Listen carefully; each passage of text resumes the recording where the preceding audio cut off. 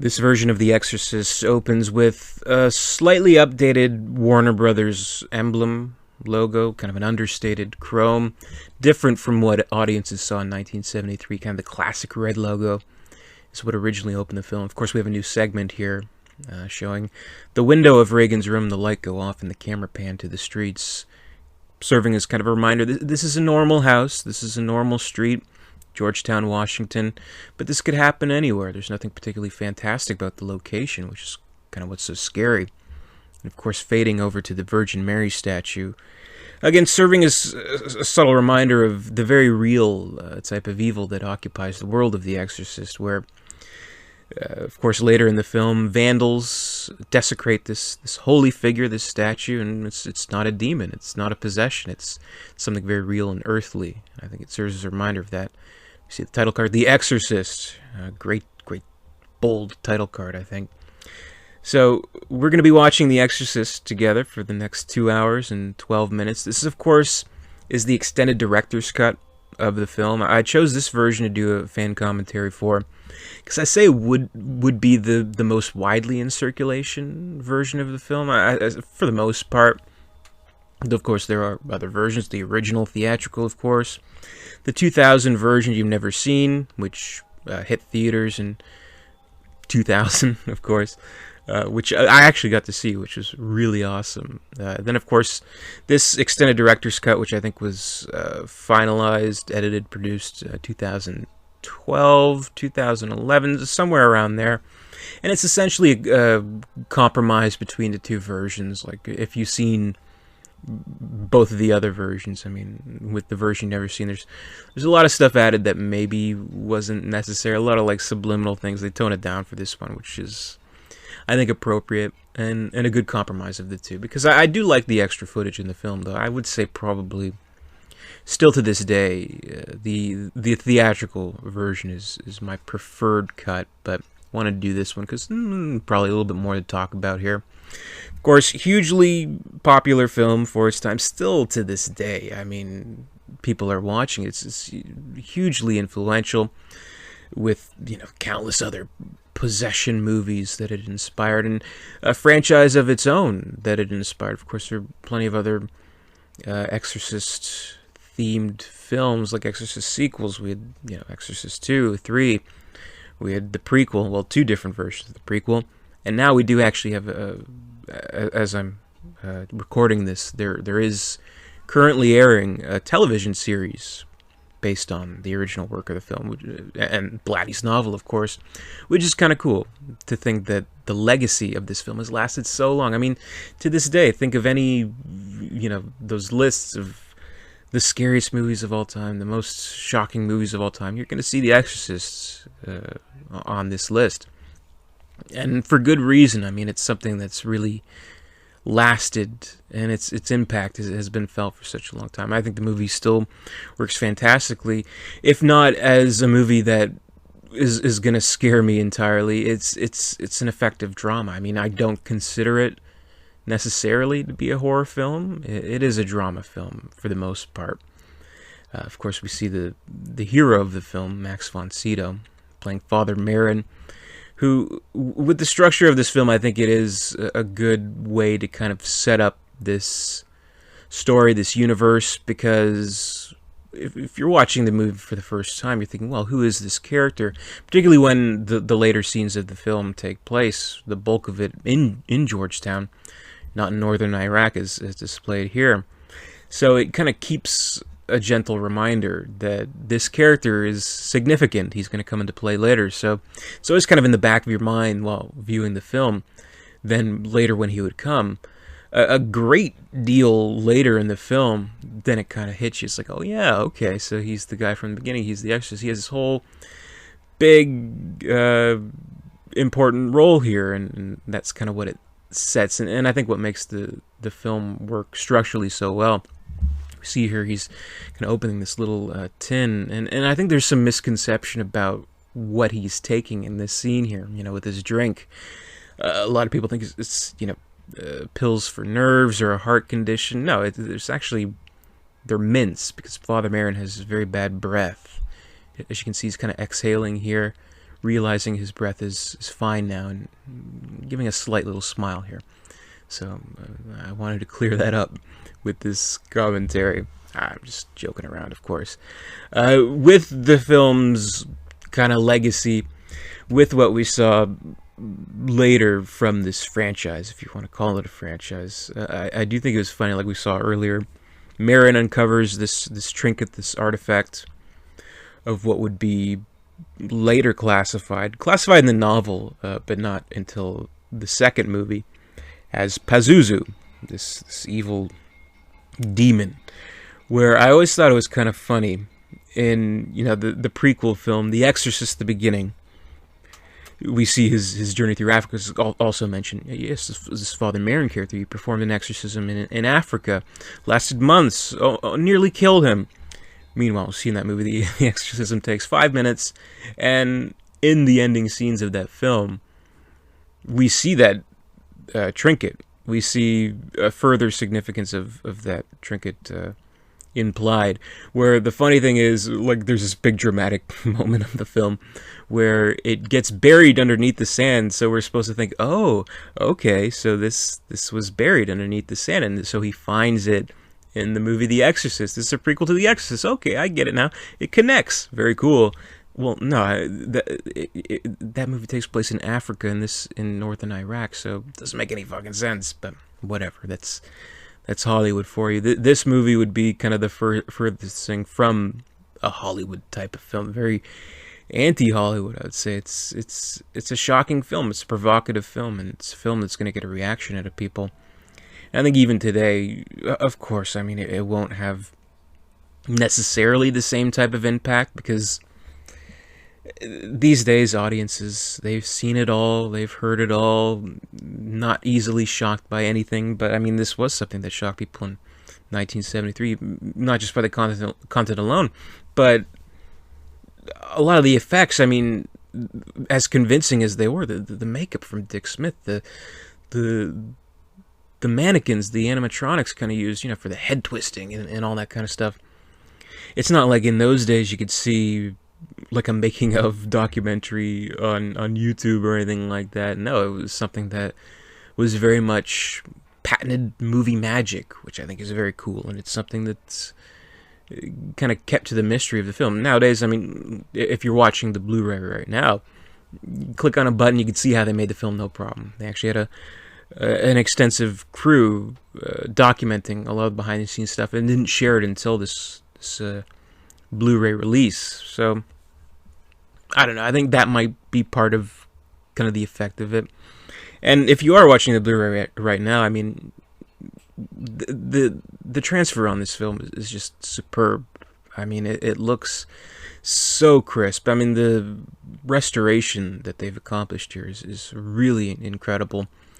Looks almost brand new, which I know is, always what they say about restorations, but you can tell they did this with a kind of a care to it, which I appreciate.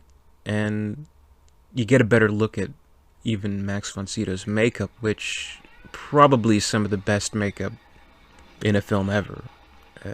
He legitimately looks like he is, a 70 or 80-year-old man. Meanwhile, at the time, he was 40 years old doing this. So I think that's quite incredible work from Dick Smith. With this restoration, with this version, it did come, the Blu-ray, it came with a little insert in the Blu-ray digibook here, a personal message from William Friedkin. I thought, I'm padding the job, so I thought what he wrote was very kind of endearing, so I thought I'd just read out what he wrote here. So this is a personal message from William Friedkin. Here's what Mr. Friedkin had to say. A series of unpredictable twists of fate brought Bill Blatty and me together to make the film of The Exorcist. We met 4 years earlier without a script he had written that I didn't like. About a script he had written that I didn't like. He appreciated my candor, but we didn't see each other again until, inexplicably, he sent me his novel, which I thought was a masterpiece of suspense and a positive statement about God, the human condition, and the relationship between the two. When he asked me to direct the film of it, I was flattered and humbled. We approached the film from different perspectives. Blatty as a Catholic who believes there is a supernatural force of evil in the universe whose game plan is to convince us it does not exist. My own approach was more pragmatic. This is a great story that raises more questions than it provides answers. Our mutual goal was to make the film so realistic that it would be impossible for the audience not to believe it. Over the years, I'm drawn closer to Blatty's belief in the mystery of faith, and that if there are demons, there are also angels. As Hamlet says to his friend Horatio, there are more things in heaven and earth than are dreamt of it in your philosophy. My gratitude to Warner Home Video for presenting this high-definition Blu-ray, which was color timed by the cinematographer Owen Roseman and myself, and represents the very best print ever made of The Exorcist. Enjoy, William Friedkin.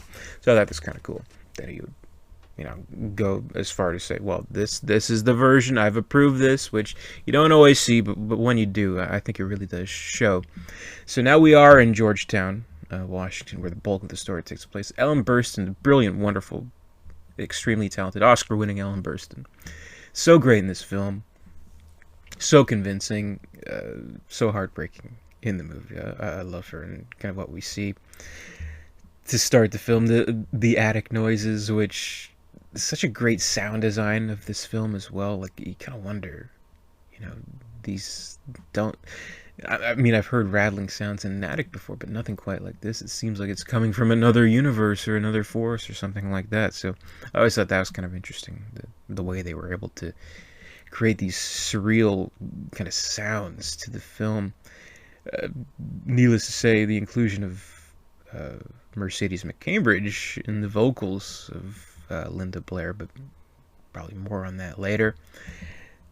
In this commentary, there's always kind of a risk of, like, describing the movie. Like, I would hope this isn't, like, this is for the visually impaired, descriptive description for The Exorcist. We see Chris MacNeil walking to her daughter, seeing that she's asleep, brushing her hair a little bit. No, I don't quite want to do that.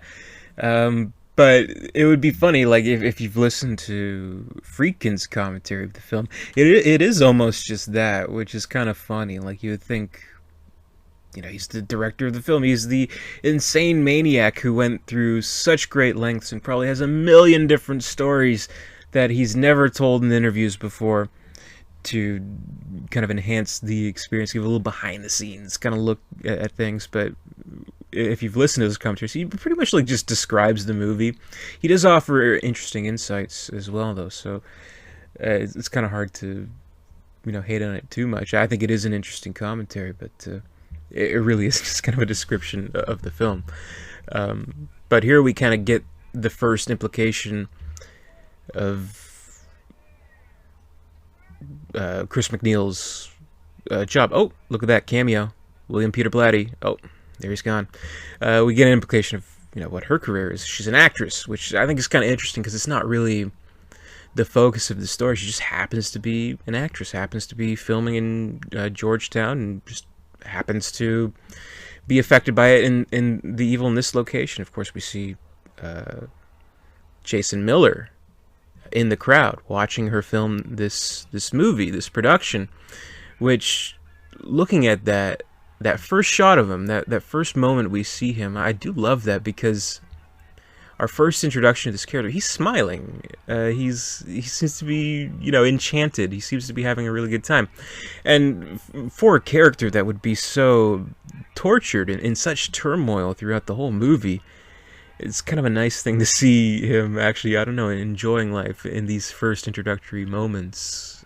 Which, I don't think we'd see a smile quite like that for the rest of the film. But it's interesting. The Exorcist, though not explicitly so, it is about films and filmmaking. Like, we see these scenes, of course, seeing the production, see all the gawkers who very much want to get a peek at Hollywood. They're enchanted by it. They're interested by it. Of course, the Kinderman character, who's a film buff. I like to talk film, to discuss, to critique, and all that stuff. It's a movie that really brings kind of to the periphery this, theme of movies, which almost as an escape, kind of a funny thing, because, this movie would be the very opposite of that. It would be a very, almost like a confrontational kind of movie that provokes its audience, those who, are willing to accept it for what it is, to really get into the story, to provoke, certain things of of evil, of faith, you know? So, I mean, back in 1973, I mean, one of the notable things they say in the movie, well, caused a lot of people to come back to the Catholic Church, things like that. So I think it shook a lot of people to their core. I mean, when I saw it, I was a kid. I grew up Catholic. The movie scared the fucking shit out of me. I mean, it really I saw it when I was like maybe 8 years old. So, I mean, that's way too young for a child to see this film. I can guarantee you that. But at the same time, it has that huge effect that maybe it wouldn't have had if I saw it when I was older, if, you know, I saw it in my 20s or something like that, after having seen it all and all like that kind of stuff. Because you will get people talking about this movie today who will say, oh, well, it's no big deal, it's not that scary, I think this was overhyped too much. You hear that a lot, which, you know, I think with modern audiences, there's always going to be this crossed arm mentality when going to any movie that has any kind of reputation whatsoever. So it's almost like this resistance to the material, because I think with that frame of reference, a viewer is expecting this as a horror film. Or what do they say? Oh, it's a little girl swearing, it's not scary. But as a drama, you know, this is one of the classic dramas of all time, in my opinion. So, I mean, at an emotional level, I think it is effective, and the stakes are high. And it happens to have, you know, shocking stuff in it, demonic stuff in it, but that's, you know, not necessarily the effect that it's going for in a weird way. This is, you know, it's a story about faith. It's about a mother who is very much a, you know, atheist type of character who doesn't want to believe this kind of stuff, but is forced to do so and forced to seek help, and all these characters come together in this exorcism, and kind of in an appropriate way. Look, you know, how happy this family is, seemingly so. You know, they're tumbling, kind of tickling, and all that stuff. So you think, oh, well, what a sweet little girl, what a nice mom, what a great happy family. It'd be very bad if something bad happened, which it does. But the clever thing about this story is that it's not this entirely perfect thing, because that like almost becomes a cliche in and of itself. This perfectly happy family is affected by this terrible thing. What did they do to deserve this? Things like that. But there's the underlying problems of this film, which would cause Chris MacNeil to seek out more earthly resolution to the issues, to the problems that child is encountering. Of course, we kind of learn throughout the film that there's domestic problems. There's her father, or rather the absence of her father, and you know, we see in those scenes that she's kind of peeking over into the next room and seeing that her mother is yelling furiously over the phone.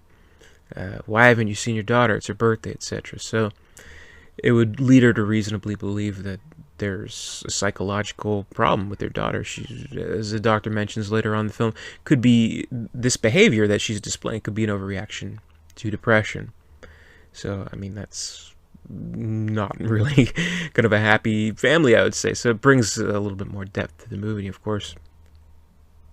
Kind of in cutting back from the Chris MacNeil character. Long gone is, you know, the opening of the film where we've already established Merrin, who'd come into play later. Here we're beginning to get a focus on Father Karras and seeing his home life, seeing that, yes, he's a priest, but, you know, like anybody else, he has his family, he has things he needs to deal with himself, and we see that he's, with somewhat regularity, he's taking care of his mother, and we see kind of glimpses on the photos there, like he's a boxer. He has some other life that isn't entirely devoted to the faith, which kind of comes into play where, you know, he's losing it, basically. We see this guy taking care of his mom, Damien, listen to the radio, things like that, helping her leg. Very kind of, you know, classic Italian, you know, mama's boy kind of thing. You know, cares and loves for his mother, which, again, in establishing so firmly here, and you see, right, like Jason Miller, what a brilliant performance. We kind of see this guilt in his face. We see this struggle in his face without even, getting an idea later on when he explicitly says, I think I lost my faith, things like that. So we already kind of see it. We see that there's this guilt that, I should see you more, Ma. I should come by more, Ma. I can't really take care of you the way you need to be taken care of. And, she asks him what's wrong. Probably everything, going in his head about faith and not being able to handle the problems that the Jesuits come to him with, matters of spirit and faith, not psychological, something that, he's not prepared to really address to them or resolve, far be it from him to, display hypocrisy when he himself is dealing with those same matters. So with this really superb character development and exposition that's necessary to the movie but doesn't really feel overly expository, like there's not really any obviously written scenes that explain where these characters are coming from, what their situation is. No, we see it, and I think that does kind of come from Blatty's background in documentary style filmmaking. Showing us rather than telling us, I think, is an effective way to tell the story and to bring the drama of the film where it needs to go. Again, I do heavily consider this to be a drama more than a horror film, and I think when classifying it as a horror film, saying, this is the scariest movie ever, you gotta see it, things like that, I think it does a disservice to the film where, maybe people aren't going to really accept the drama of the film. And it's kind of an ironic thing, I think, because something like The French Connection, also from Friedkin, has this great reputation. This is great film, has one of the best car chases ever. What's maybe a modern audience going to think, I heard there was this great car chase, but the rest of the movie is boring. It frustrates me greatly to hear anyone express that they find The Exorcist boring, which is unfortunate, and maybe it's just a sign of the times where we need constant stimulation as audiences, but here it's something almost like Fly on the Wall, very much documentary-like. It's a lived-in world, these are real characters, this feels real, I think. And in viewing this film and kind of preparing to do the commentary track here, I looked at kind of the stats of the film on IMDb, little tidbits of trivia if they happen to come up, things like that. And I noticed it's not even on the IMDb 250 top films, the user voted top 250 films of all time. It's not on there, which is insane to me. I think that's a huge miscarriage of justice. I don't know, but it just kind of annoys me. But I think in viewing it as a drama is the best mindset to come into the film, rather than, this super scary thing. So we see more of the relationship between the mother and daughter. Again, seemingly normal, but there's definitely some underlying problems there with the family relationship, the family unit, the father who's nowhere to be seen, and they're discussing, what are we going to do for our day and things like that, and they discuss going sightseeing, which, interesting in this version of the film, we see a lot of what was left out. Some minimal things here and there, like at the beginning of the film, we see Father Merrin. He's almost sideswiped by the carriage, the horse-drawn buggy. Seemingly, innocuous scene, but kind of adds a little bit more to that opening.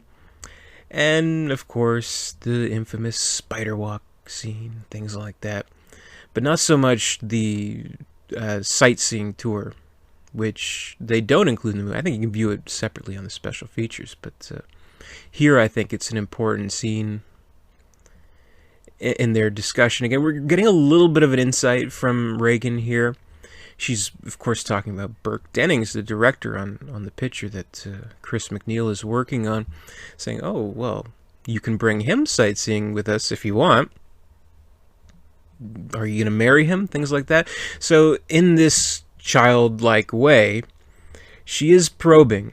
She's kind of getting this information from her mother, and we're not quite sure what to make of what she's saying here. And it does kind of cause you to wonder, with obviously what happens with Reagan in the film and being possessed by this force, and what happens with Burke Dennings in the film, where you'd think possibly Reagan, being a child that she is, not quite fully grasping or dealing with the father and the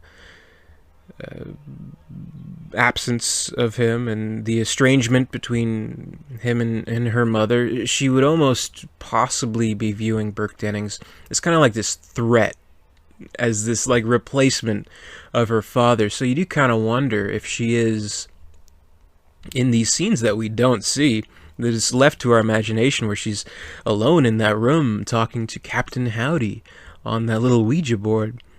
We kind of wonder if perhaps this entity that takes her over somehow seduced her in kind of getting her to believe that, well, I can get rid of this threat.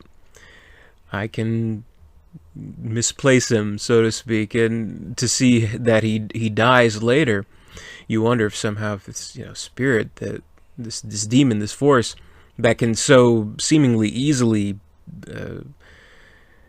probe and penetrate the minds of the priests, get into their deep dark fears, their deep dark turmoil. You kind of wonder if it was kind of probing Reagan a little bit and making these strange promises to her, maybe without her fully realizing it. So I think that might have been the true result of Burke Dennings' death, is some kind of resentment towards him from Reagan, who doesn't really seem to explicitly say that, but I mean, like, what kid would like outright say, I don't want him around?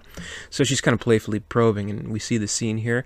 She does look legitimately upset by this conversation her mother's having, trying to get on the phone with the father, yelling and extremely angry. So we do see, as opposed to what's suggested in the earlier scenes of the film where they're having a great time, seemingly loving, there's something wrong here. There really is. And now that we see it being later on in the night, the father's finally gotten a hold of Chris. What's happening in the other room? Well, Reagan would come in and say, well, my bed's been shaking. So it is almost as if her anguish of some kind, this demon is able to exploit it a little bit.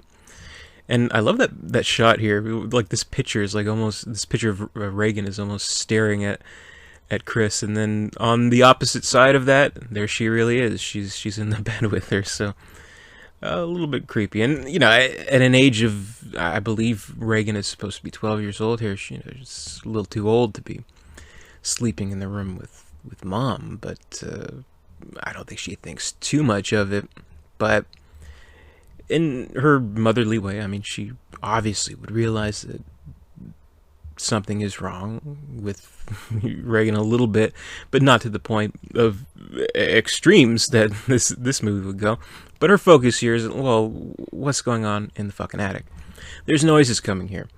What's going on? Rats, I guess, and I don't know.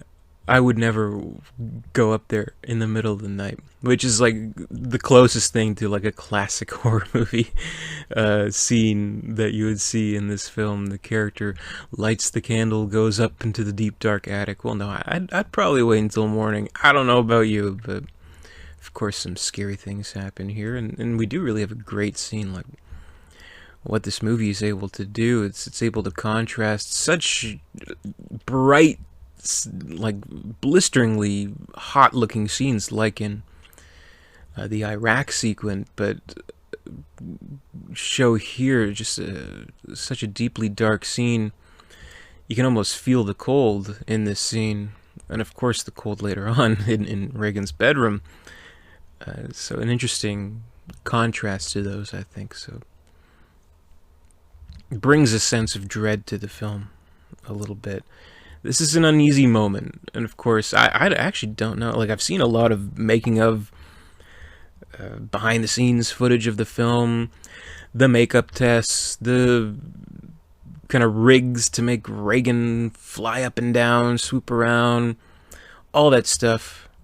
But one of the most convincing in-camera effects of the film is just how that the candle bursts into a huge flame and of course scares Chris MacNeil. I wonder how they did that. Actually, I don't know if they rigged this prop candle of some kind. I don't know, but we have a false scare and kind of a good humor moment of the film, which there are kind of few. Just like Carl comes up, the helper. He's like, "Oh, there's no rats, no rats, no rats." Great, fantastic.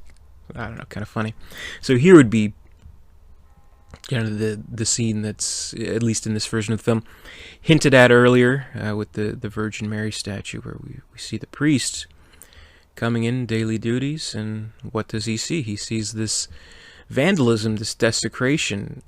I don't think it has anything to do with this demon specifically.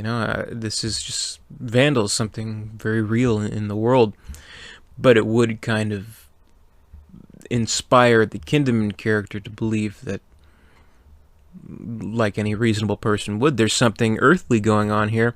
So whoever committed the murder of Burke Dennings perhaps has this grudge against the church, which would be why there's this vandalism, why there's this desecration of this holy statue that's so shocking and so repulsive and so sacrilegious. So I think there is something to take from that character, in the sense that naturally anyone would look for a real world reason for things going on. So by a detective standpoint, yeah, it makes kind of sense to this character that maybe there is a relation, there's some ritualistic vandalism, rituals of Satanism, and a grudge against the church. So if this were any other movie than a movie about a supernatural force taking over this girl, that would make perfect sense, wouldn't it? So I think that's kind of an important key moment to the film. And of course we saw the first instance of the Pazuzu face make its appearance, these subliminal cuts that come into the film. That was in the original theatrical version. They go a little bit overboard in the 2000 version, the version never seen, as well as this one. That, I think, is effective enough. That quick flash there, it's I believe it's Linda Blair's double, Eileen Dietz, in kind of the Pazuzu makeup. I think that's her. But that is effective enough. But like they kind of pop it up a little bit more. Like there's a scene where it like shows up on like the cover of the stove and things like that, which is just a little unnecessary. Like it's popping up all over the place. But whatever. Here we're getting a sense that, yeah, something's off with Reagan a little bit. I think this is also an additional scene that we don't see in the theatrical cut. And in fact, possibly, my memory's off now, but I think this entire scene with the doctor, I don't think it's anywhere to be seen in the theatrical cut, where essentially what we're getting is an idea that Reagan isn't really acting like herself. She's saying things that she normally wouldn't be saying and things like that. And, of course, some very obscene things. And there's a moment at the end of this scene where what does the doctor say? He says, well, she's been swearing. She's like, what? My daughter's a swear? Well, give me an example. What does she say? Well, Miss MacNeil, she... Well, what? She advised me to keep my hands away from her goddamn cunt. And we see she gives this sort of, like it's an embarrassed laugh that she gives, which I guess would be the reaction of any people. And it's kind of funny about the film how there's this weird reaction that audiences have where they can kind of see it as this funny thing, like, oh, haha, this girl in demon makeup, she's saying filthy things, isn't that funny? But even Friedkin kind of went on response to that. It is kind of a part of that resisting of the material. Like, I mean, if this were a real, case, which is what they're trying to do in the film, they're trying to make this authentic documentary kind of feel to the movie. All effects in camera. We're a fly on the wall for this story. If this were something that were really happening, I do think that'd be scary. So it is a reaction. I mean, no matter what, this movie's going to get a reaction of people, whether it is sincere fear and sincere shock that this kid is saying these horrible things, or if it is this, I don't know, titillation that you get from it, like, oh, haha, so funny. That's still a reaction, which I think is kind of interesting to see how different people react to this material of the film. But what I like about how they present this story and how kind of slowly they build toward it. I mean, if you look at kind of the time code of the film, if you really want to pinpoint the first instance, the very first time we see Reagan herself, like legitimately possessed, like I suppose it'd be the first time that happens, when, her eyes turn all white and the doctors are there, she makes the big scene. I suppose that would be the first instance of it. That's about 52 minutes into the movie. So this is a movie that doesn't really make any cheats, that doesn't really immediately have our characters, who are reasonable people within the real world, think, oh, it's demon possession. No, I mean, they would, Chris specifically, who we kind of learn is not really based in faith in any specific kind of way, as far as we know, she would want to rule out all medical possibilities. So this movie explores that. And what's kind of ironic is that's some of that stuff is more terrifying than the demonic possession stuff. Even a scene like this, where we see Karras has learned that his uncle had to bring his mother into this sanitarium. It's unnerving. It really is. I mean, we see these kind of lost souls, mentally ill, invalids. It's very terrifying to see. I mean, this is, again, something very documentary. Like, it looks like something out of the real world. And, of course, we have Whoopi Goldberg from Girl Interrupted here, bringing them in. Angelina Jolie's in the background somewhere, trying to jab the pen into her aorta, which she's pointing to her neck, but as she would learn, her aorta is in her chest, which is good to know.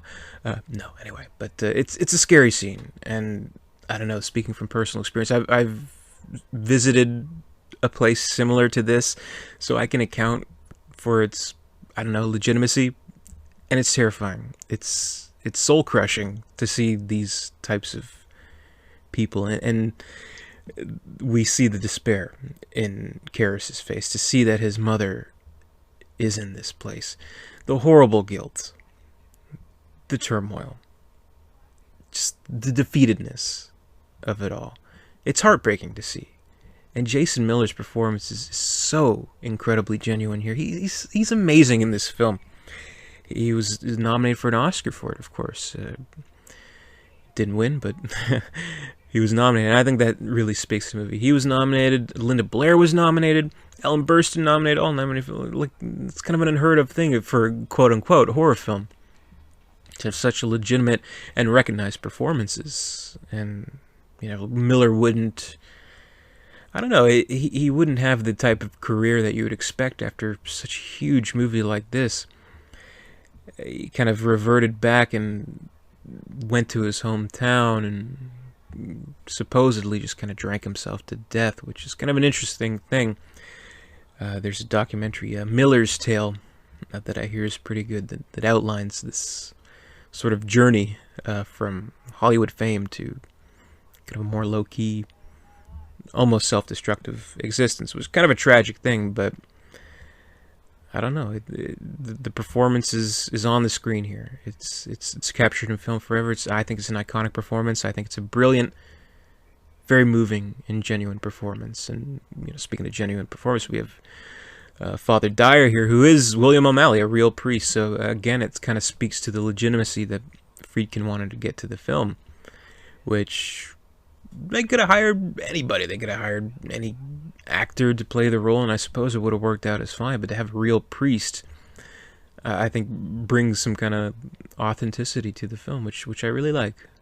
If I have any qualms with the movie, it might actually be with this scene here, where there is actually a little bit of, I don't know, I don't want to say it's, clumsy or sloppy or anything like that, but a little bit kind of staggering exposition where, in this moment, Father Dyer explains to Chris MacNeil that his mother had died. We're like literally just in the previous scene, we see her in the sanitarium. So there's a little bit to fill in between scenes. So I don't know. It doesn't bug me too much, but it's a little bit of a, I don't know, just jarring kind of jump. So we don't really know how much time has passed. Father Dyer mentions it happened the previous night to this party. So how much time has passed between the time that she's in the sanitarium, goes back home, Damien's not there to help her, she dies. So there's a time gap missing there, but maybe my only issue with the film. But again, I think it is generous enough with its timing alone.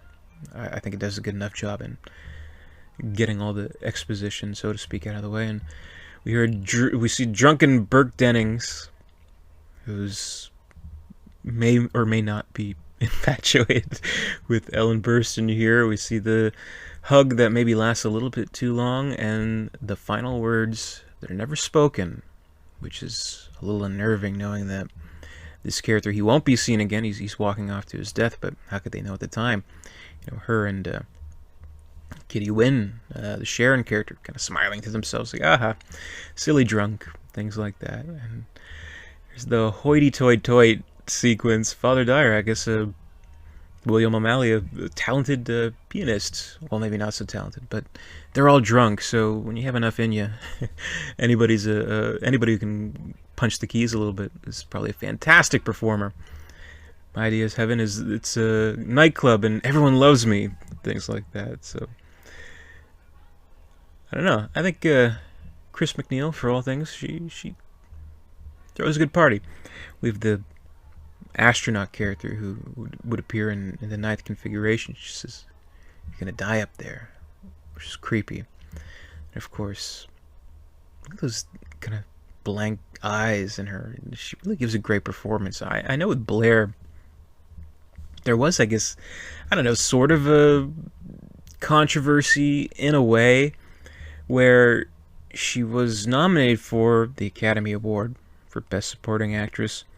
She had won the Golden Globe, but the thing is, I think what hurt her chances of winning was the fact that, I suppose it was revealed that the vocals of the possessed Reagan weren't hers. Mercedes McCambridge, she's still to this day, at least I don't believe so, not included in the credits, which I guess was a conscious decision, a deliberate decision from William Friedkin, because he didn't want to unveil the curtains, so to speak, kind of show the magic behind it, what have you. But in learning that, I think it affected, I don't know, Academy of voters to not award her the Best Supporting Actress, which I think is kind of silly. I mean, the performance speaks for itself in so many ways, particularly with these early scenes where we do see that this is a disturbed child. And even though, to further that, not just kind of her voice being changed, we can kind of sense that her screams of terror are very much legitimate, because, I mean, again, this isn't a CGI-laden movie. CGI wasn't a thing at the time. They really had to make that bed shake. They really had to rig it. They really had to put Linda Blair on cables and just whack her around, which, I mean, that's torture, man. That's really scary stuff. So, I mean, you can imagine the horrible things that she had to go through to make this movie, and like, they're very real things.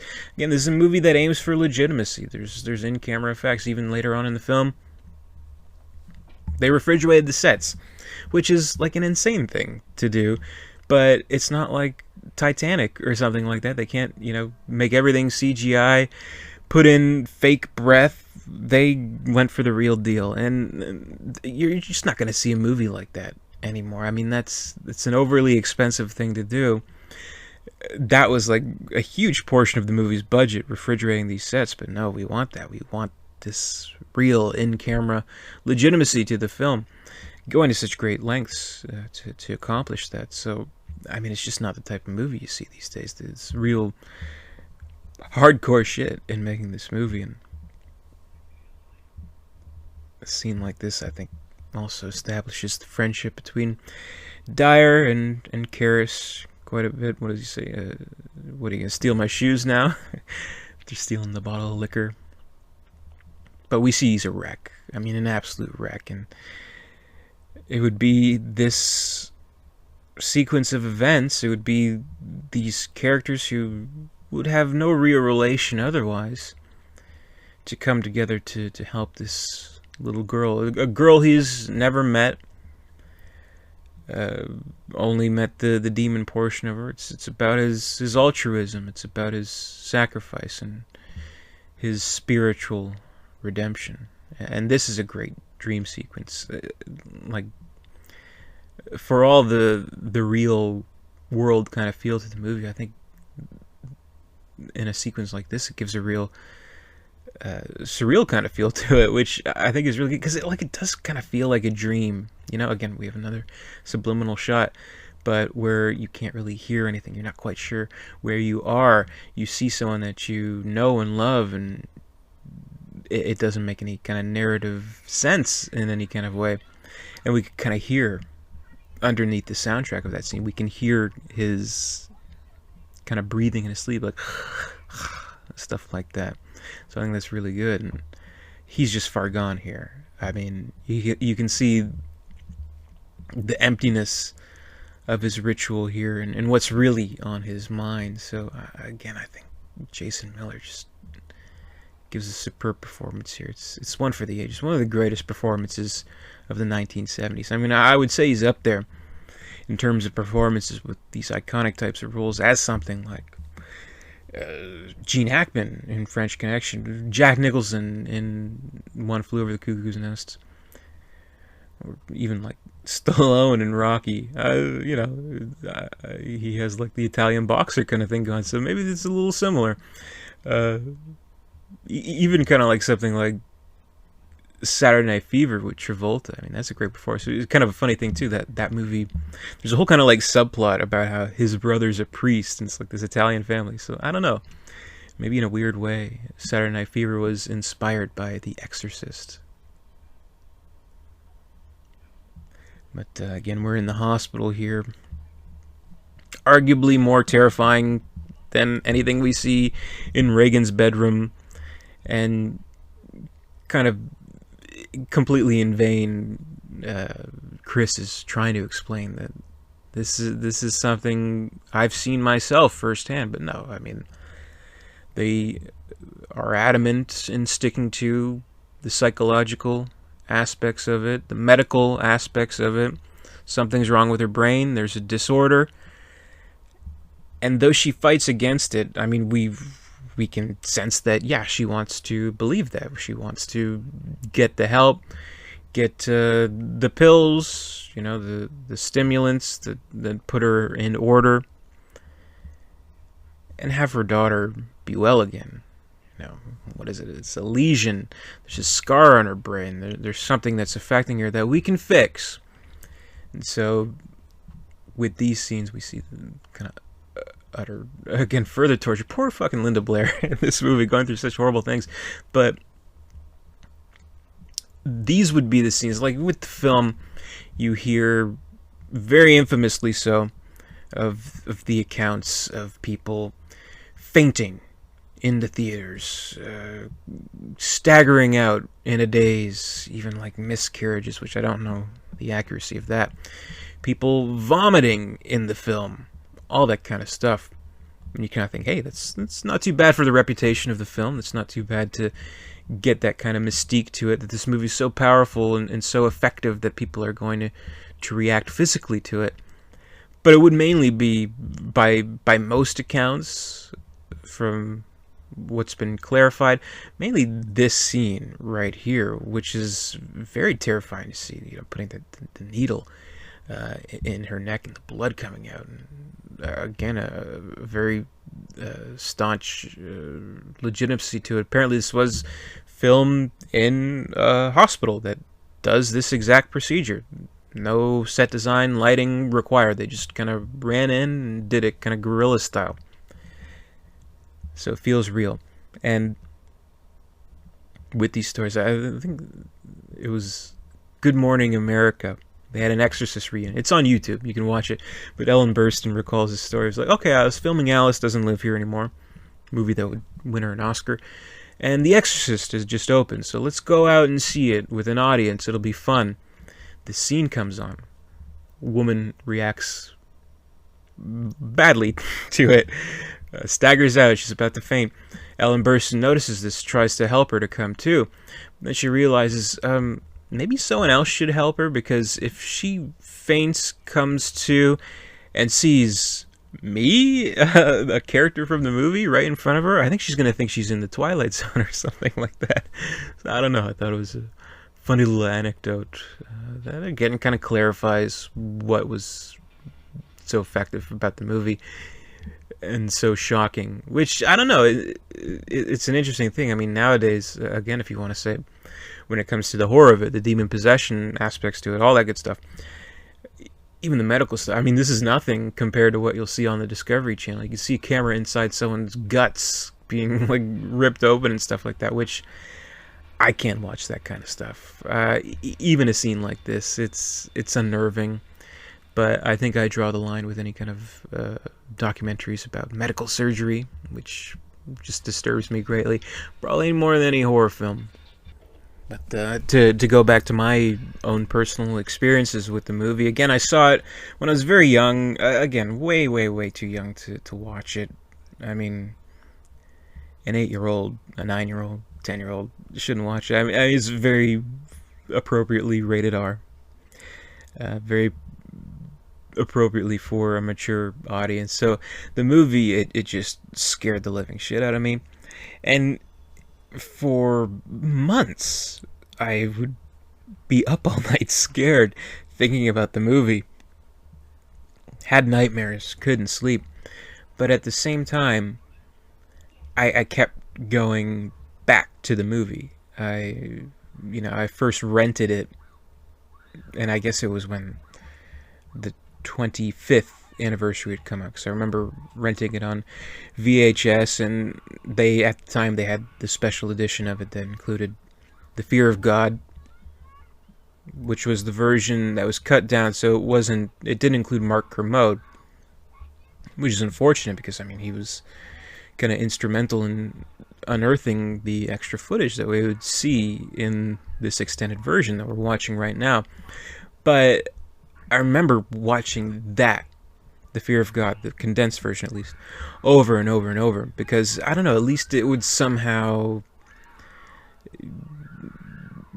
demystify it in some kind of way, I guess. I don't quite know what my overall intention was at, but in a weird way, it not only, I don't know, subdued my fear of the film, watching the making of, going back to it, watching it again, feeling a little less scared with each time. But it also really interests me in the making of a film. Particularly a movie like this is very ambitious, is very elaborate in-camera special effects, real legitimate movie-making magic. So in watching this particular tape with the special features, I think it's one of the movies that really got me intensely to the film, to the point, where I would want to critique them. I'd want to talk film, like Lieutenant Kinderman, kind of. So, I don't know. It's a movie that can, one, scare the hell out of you. Two, have you kind of confront your own kind of faith and what you believe in, which is an incredibly powerful thing for a movie to do. And three, legitimately kind of fascinate you when it comes to the actual process of making a movie. I absolutely think this is one of the greatest movies of all made. It had that effect on me personally. I'll forgive the nightmares it caused, because it was something very interesting, and it got me into to being more interested in the process of making films. Maybe it was because it was so scary to me that, yeah, I had to dissect it a little bit. I had to peek behind that curtain to see how it was made. And so I guess it kind of started a whole kind of process of being interested in that. So I don't know. I appreciate that about the movie. And to this day, watching it today, I can't count how many times I've seen it. But it still has a powerful effect. Again, I'll state over and over, this is primarily a drama. And I think it works in the same sense that any other drama would. I mean, this is a movie where you are invested in the characters, where you do get an emotional response out of it. You do want the characters to come out better than where they find themselves, at the worst of times. And these scenes with Ellen Burstyn, to be a parent of a child who's going through something like this, before we see any of the neck turning or the horrible scars or the vomit or anything like that. I mean, this is a true parent in trouble, and she's exhausting every option. They even ask her, do you keep any drugs in the house? Like, no, I would tell you, come on. Things like that. So she's in desperate times, and ultimately that's what leads towards the exorcism, which in a very, very fair way, everything that any normal person would go through is exhausted. So the movie doesn't cheat that way.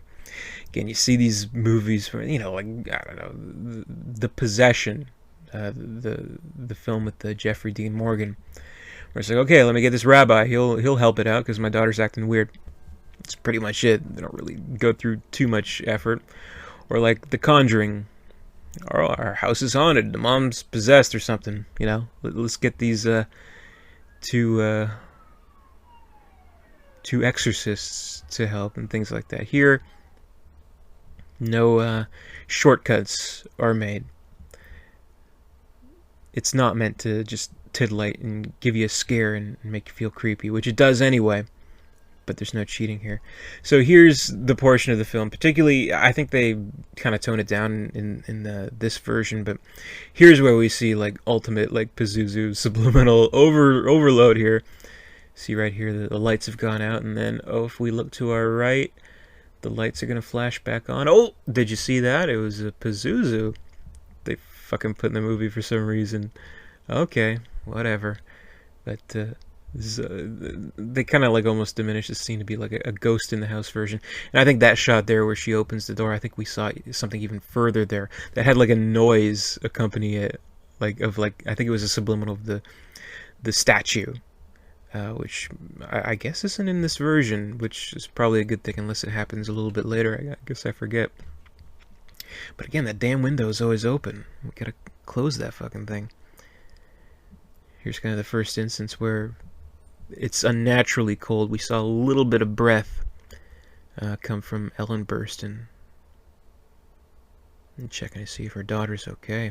Yeah, she's gripping herself because she is so cold. Yeah, I think actually we might see something here. A subliminal, perhaps. Oh no, I guess not. Which is good. I mean, like, if you have a chance to watch the version you've never seen, which I'm sure you can find easily pretty much anywhere, they go a little bit overboard on that sequence. But anyway, we're wondering what's happening here. Why is she home alone? And she explains, why is the window open? Well, we're about to find out, what the legitimate reason is here. And we learn of Burke Dennings' death, which... this is the point of the movie. This is kind of the point of no return. Because we see she's dealing with, so many other things with Reagan and with her condition, to learn this and to kind of put the pieces together that I think my daughter might have done this, which she does mention later in the film. It's surreal. It's nightmarish. It's no going back from this point. Someone has been affected by this. Someone is paid with their life because of this. And normally here's where the scene would end in the theatrical version. It's shocking enough. But here we get a little bit extra. Not too bad. The spider walk. Ooh. It is pretty creepy, I think. And I'm glad they offer it in this version. It's something a little bit new. Well, I mean, it's not new anymore. I mean, at this point in the film's legacy, if you want to call it that, it's well established that it was something that everyone always mentions of this film. The crucifix masturbation, the head turning, the vomiting, the levitating, the spider walk down the stairs. It's one of the key things that people mention about the movie. As I mentioned at the beginning of this commentary here, I chose this version because it's likely the most in circulation version, at least I think. So it would be interesting to someone who's familiarized himself with the film, post 2000, in the last 16 years, that this is just one of the parts of the movie, the spider walk. So I don't know. But what's interesting about that scene is that there's originally a little bit more to it, where it didn't end with that shot of her, upside down and the blood is coming out of her mouth. There's a little bit more where she then turns over. She has the tongue, the long black demonic tongue, and she's sticking it out, and not in an aggressive way, but just in this, I don't know, kind of weird, innocent way. She crawls towards Sharon, and that's where the scene would end. I think they made the right decision in cutting it there, which I think works better as just, say, like a plain shocker of a scene. Even here, we see there's a little bit of a morph there. I'm not a big fan of that particular shot. I don't think we see that in the theatrical. At least I'm like 90% sure that we don't. But I don't know. I think that's a little bit cheesy, seeing her face morph into the demon face. Like, that's clearly kind of a digital effect and things like that. So I thought it was a little bit unnecessary. But again, I would just view this as an alternate version of the film. And here we have the introduction to a great character, great actor, Lee J. Cobb, playing Lieutenant Kinderman. Now that we are past this supposed point of no return, where life has been claimed by this evil, naturally we're going to have a character like this, where, because this is it being the film where it is set in the real world with real life consequences, naturally there's going to be some follow-up to this death, needless to say, especially considering the mysterious circumstances. Home alone with a girl who's sick in bed, windows open, head is turned completely around. How can this be? So we have this character investigating this. And the thing about the Kinderman character, I mean, he was a great character in this film, great character in the novel, great character in the third sequel, then being played by George C. Scott, a great character in the novel Legion.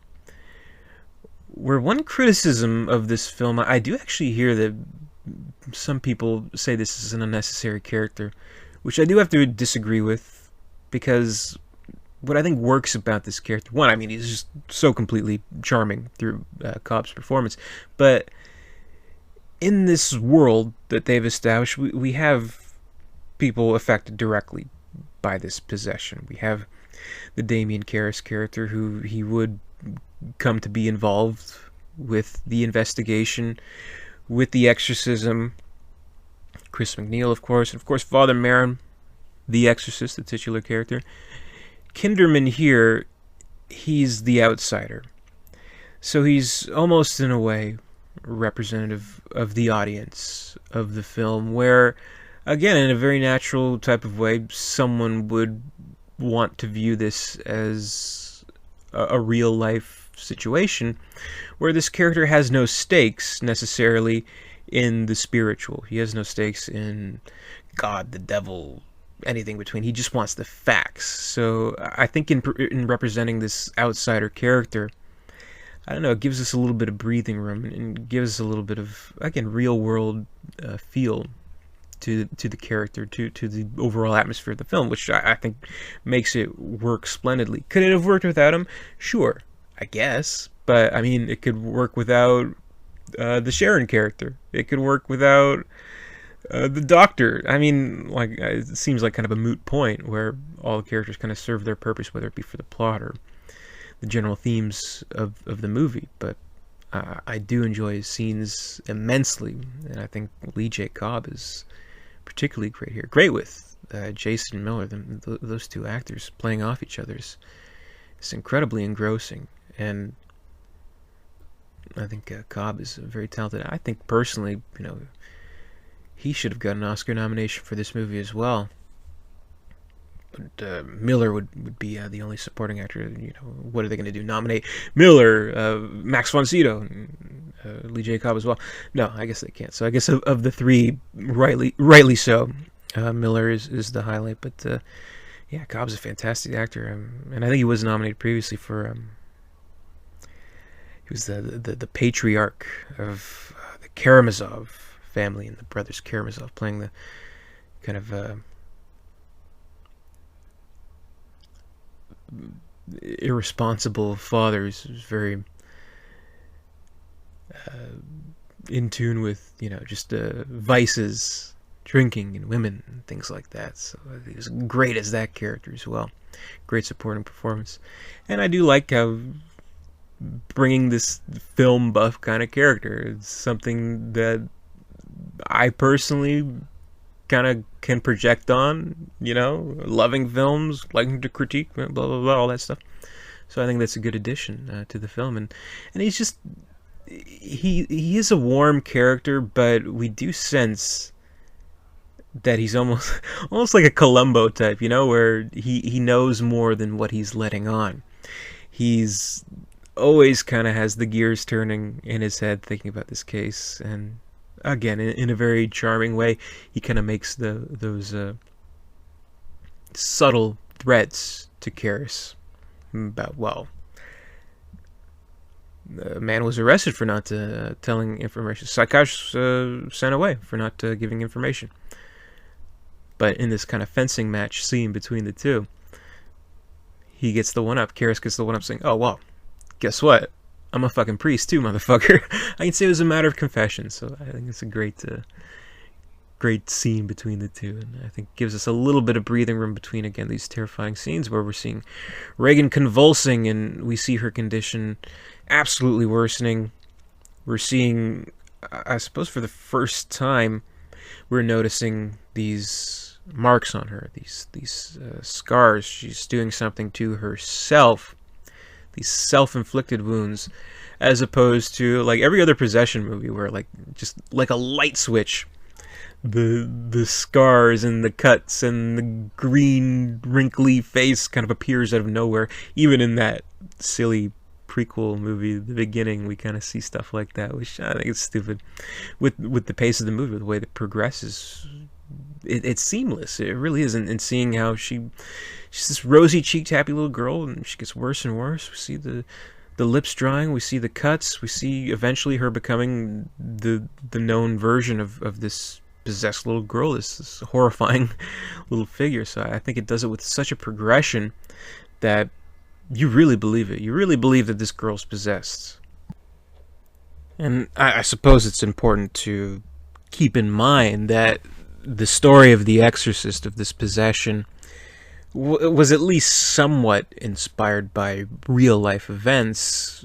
I mean, William Peter Blatty, being the immensely talented writer that he is, and creating this great story that he does, I mean, he didn't pull this out of his ass or anything like that. This wasn't all imaginary. This was something that apparently really happened in Georgetown, Washington, to a young boy in the 1940s, where a lot of the stuff that we do end up seeing portrayed in this film, supposedly by the accounts of the priest who performed the exorcism witnessed things like what we see with Reagan, with mysterious scratches appearing on this boy. I think even it's mentioned that the image of the devil itself appeared on his leg mysteriously, and items in his room shaking unexplainedly, and all that kind of stuff. So it is kind of based on, obviously, this real, not only this real case, but this real ritual that exists. This exorcism, it's a real thing. So I think what really talented writers can do, they can take these real life things and create this fictional story based on it, which is what Blatty does. And from all I know, I mean, I don't think, as we see in this film, that the priests died. I think it was ultimately a successful exorcism, which is good. Spoilers, by the way, but I think if you're listening to this commentary, you've probably seen the movie, probably watched it a couple of times, just as I have. But we see here the crucifix. It's been hidden under Reagan's pillow, so that adds to a little bit of the mystery of it. Well, who put it there? Was it Carl, one of the servants? Was it Sharon? Chris asked Sharon. She says, no, I didn't do it. Come on. So we do begin to wonder if it is Reagan in desperation trying to seek some kind of, I don't know, protection of some kind from this force that's taking her over. Unsuccessfully, but of course the crucifix, though taken away by Chris now, would make an appearance later, almost as if the demon's taunting her with her, fruitless attempts at protecting herself with religion, as we'd see very shockingly in the crucifix masturbation scene. And this is a great shot here, kind of looking upwards from the stairs. And of course, Kinderman, again doing his research. Well, how did this man fall? What's this mysterious artifact here? Is this, again, kind of a voodoo ritual? I like how he's kind of just a little bit like taking his breaths up the stairs. I mean, it's a fair enough walk up the stairs, things like that. But we never do fully find out where this crucifix came from. But again, I think it's reasonable to assume that somehow it was Reagan who kept it with her. And here we have another kind of calming scene. Again, I think for those who say Kinderman is an unnecessary character, if nothing else, if just by sheer necessity of the trajectory of the movie and how it has to kind of pace itself between these shocking scenes, because I don't think the movie would quite have the same effect if it were just shocking scene after shocking scene after shocking scene. We need moments to kind of breathe a little bit, to calm ourselves a little bit, and we have a moment like this, which is again a pleasant kind of conversation between the two characters, but again in Kinderman's kind of way. He's the charming man, he's the nice, kind man, but he's doing his job, and he's good at his job. And he's getting this information, so naturally it would occur to him that he believes that Burke Dennings was thrown out the window. His head twisted and thrown out there. The fall itself, maybe possibly, could do it, but he's suspecting murder, which is why he's brought onto it. So we have, I don't know, it's sort of like another fencing match between two characters, but we can tell there is some compassion with Kinderman, where he doesn't want to, interrogate this poor woman who he can tell is suffering through a hard time, which I'm sure he doesn't grasp entirely, but of course the daughter's sick, so he knows that. And it's a good scene, there's a part where he's trying to play it cool a little bit, but we know, Kinderman being the film buff that he is, that he knows who Chris MacNeil is, and he finally admits being like a fan of hers. Can you give my daughter an autograph? She'd really like it. Okay, what's her name? Oh, I lied, it's for me. I think that's a cute scene. It's a funny scene. But what's interesting about the dialogue here, what we just saw, Chris uses an expression. She says, Judas Priest, instead of Jesus Christ, which is what she says. And there's actually footage that you can see of the television edit of The Exorcist, where she repeatedly says that, like, Judas Priest. I didn't realize she was a Judas Priest fan. That's kind of cool. But now instead of Jesus Christ, can't use it on TV, I guess. Cut out all the good stuff. You know, like, what do they say in Scream?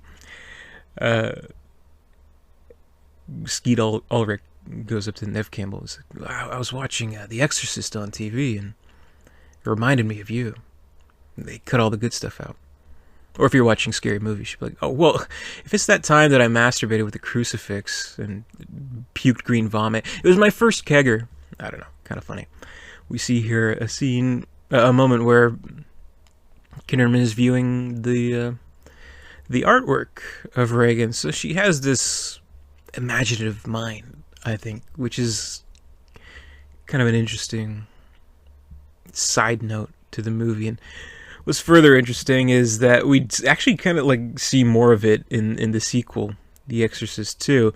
If you want to count that as a movie, we do kind of see at least a little bit of consistency with the character with the first movie, where in that film, in Borman's film, a fair amount of it kind of gives a little bit more insight into her drawings, into her artwork, and how maybe they have certain clues to what's going on, things like that. So, I don't know.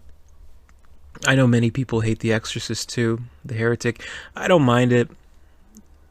I thought there were good parts to it. An interesting little bit of trivia about the second film, by the way. The drawings that Reagan does in the second one, they're done by John Borman's daughter. So now you know a little bit more about The Exorcist 2. Good for you. But anyway, as the scene is ending, of course we're going to be seeing something quite a bit more shocking to come. But it is noteworthy how both these encounters, the encounter with Kinderman and then immediately after with her daughter, cause Chris to finally kind of confront the very real possibility that, her daughter has killed Burke Dennings, which prior to this encounter with Kinderman, who makes the suggestion of it without directly saying so in his own kind of way, it may have been something just in her mind, a possibility running through her already troubled mind. But with this, and with what we see in this moment to follow, with Reagan speaking in his voice, with her head turned, it causes her to realize that. And I think that's a really important aspect to it, because when she's finally able to outright express it, admit it later on in the film, that's when, only after that can she really save her daughter. And we see the terrible reappearance of the crucifix in an unwanted place. Of course, a very brutal scene. Again, probably one of the most shocking moments of the film. And what's maybe a little bit controversial about this scene, well, I mean, you could pick quite a few things controversial about this scene, but in terms of the way the movie was made, of course, we have the infamous head turning right there. Speaking as Burke, do you know what she did, your cunting daughter? This was an element that did not appear in the novel. So Blatty's novel, again, with some of the stuff I mentioned previously, very close to the real story of the real exorcism that inspired the work.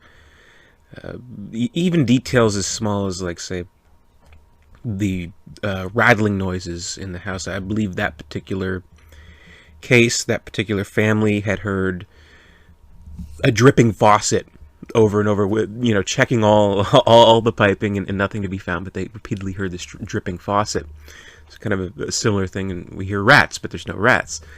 And the Ouija board was also an important element of that story. So very close to what was real, very close to the actual documented case.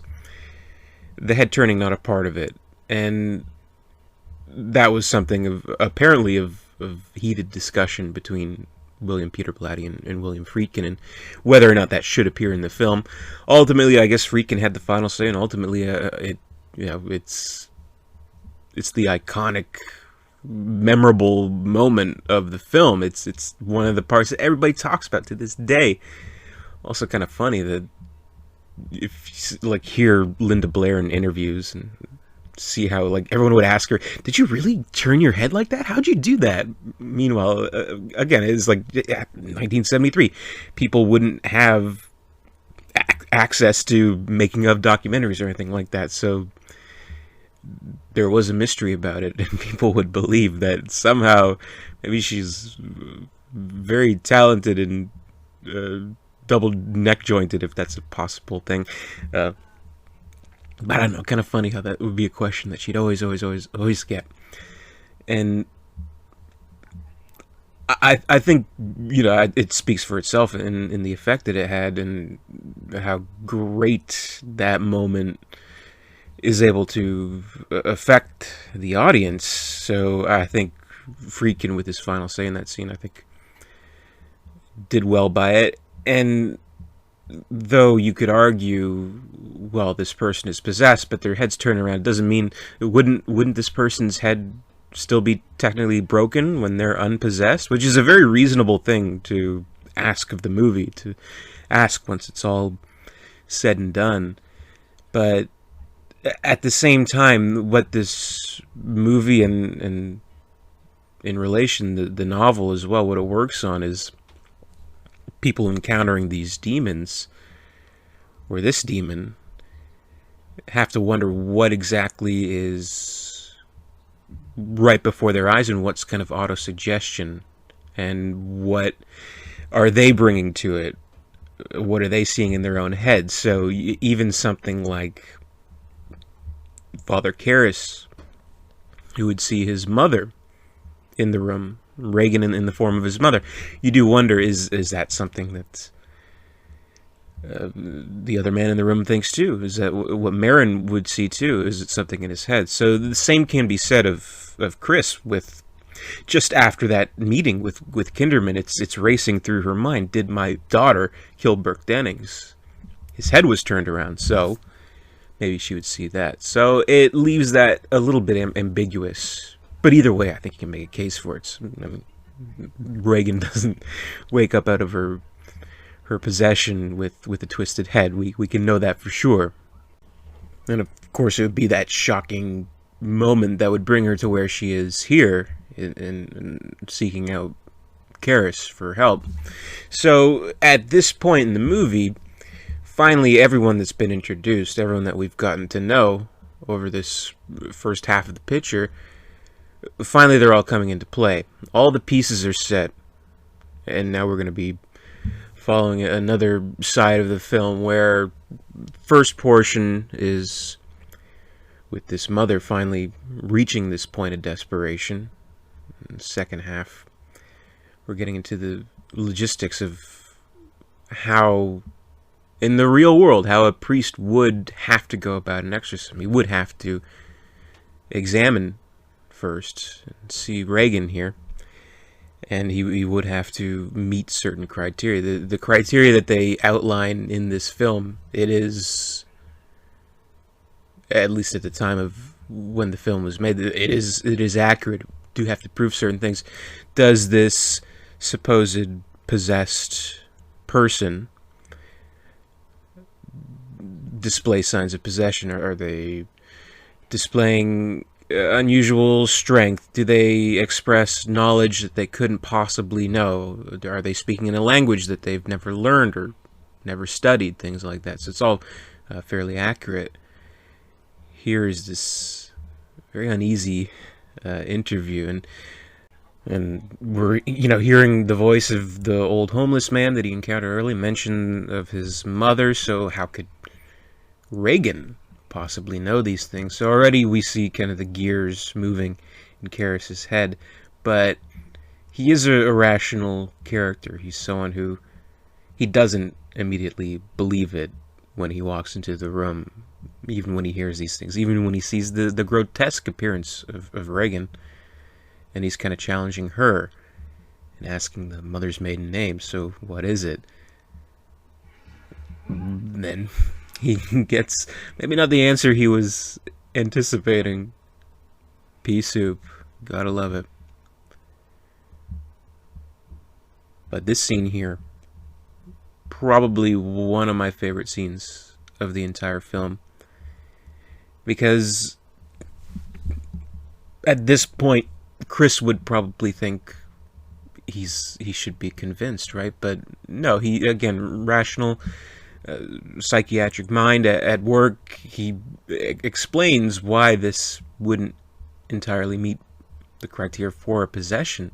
At least not necessarily. He can help her as a psychiatrist, no problem. But an exorcism? Come on. But at this point, she cannot handle any further of testings of psychiatry, of any waiting, because she knows her daughter is in sincere trouble. So the performance that Ellen Burstyn gives here, in a very kind of desperate way, in a very I'm completely done with the bullshit kind of way, this plea is so heartbreaking, and it's very effective. I think we can, you look into her eyes, there's a similar kind of defeat of faith that we see in the eyes of Karras, which I think is very moving. Just show me Reagan's double, looks like her, talks like her, I'll know who it is. I know my daughter. That thing upstairs is not my daughter. You tell me an exorcism wouldn't do any good. So I think that's one of the great, almost like trailer lines of the movie. I think that probably was displayed in just about every trailer there. Interestingly enough, that little trinket there, that little bird that we see at the bottom of the screen there, Reagan's art. If you've seen the television show, the new one, it kind of makes sort of an appearance. It has some kind of significance, which I think is interesting in the way it ties to the first movie, but not to give away too much about that particular series. But I thought that was interesting. And we're entering the portion of the film where we are in this process of having to prove that it's an exorcism, and that it's a case of possession. I mean, it's something that the accuracy of the process, I think, again, is lending to the film's legitimacy and its effectiveness. And with Blatty's work, which was extensively researched even in presenting the film, though, I mean, you could argue that everything's there. Everything that you need is there in the novel, but Friedkin would go on to do extensive research himself, always reading about exorcism, to see basically if what they are putting on this film has any credence, if it's, a bunch of hocus pocus or what have you.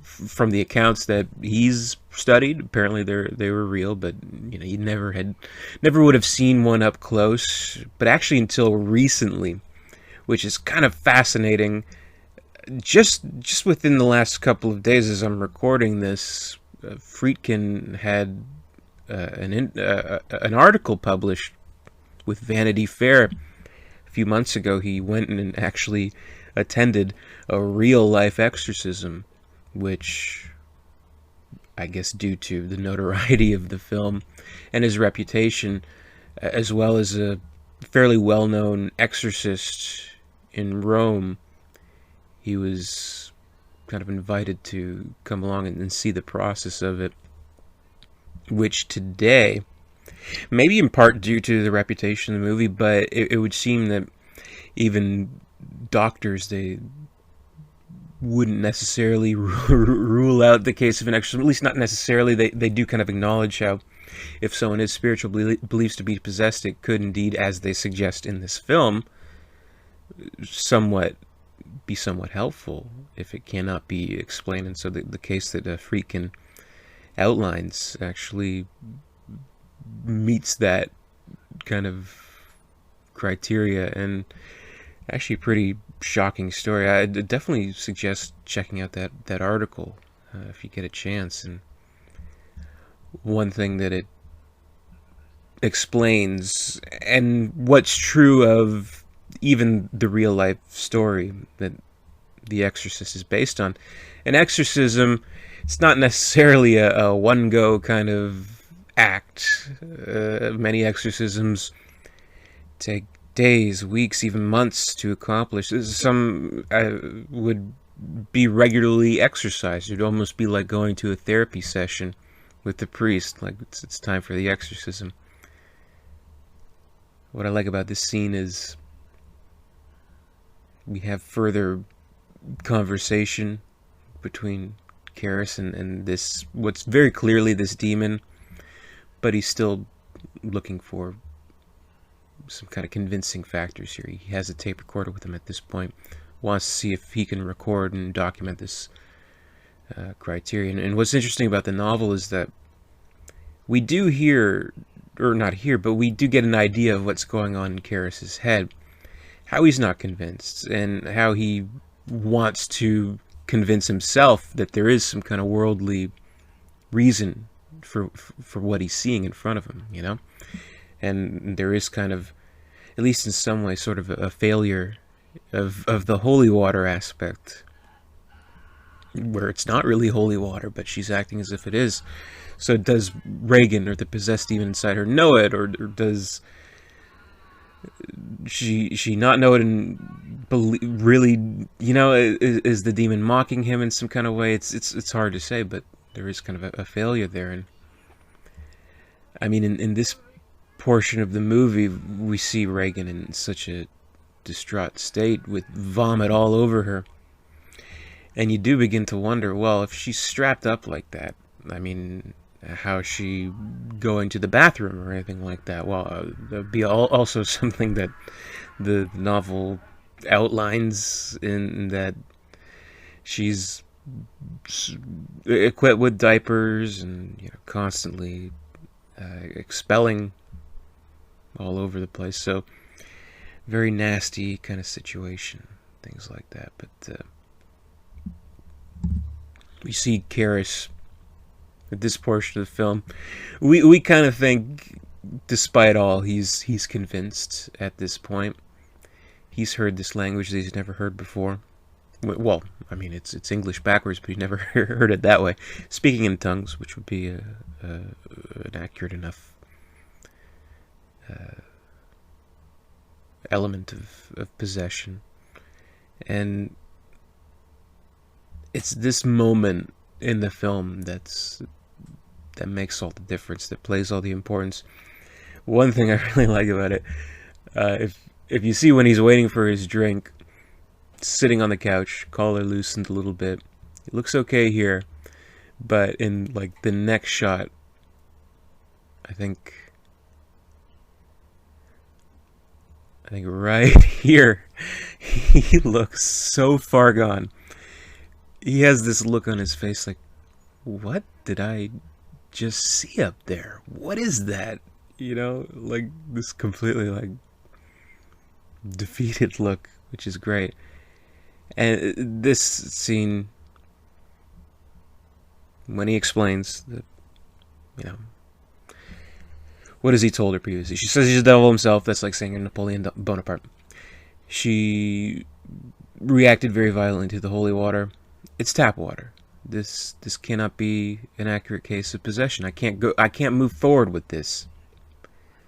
But when Chris finally says out loud what she's been turning over in her head, what she's been kind of dancing around with Lieutenant Kinderman, she finally tells Karras she killed Burke Dennings.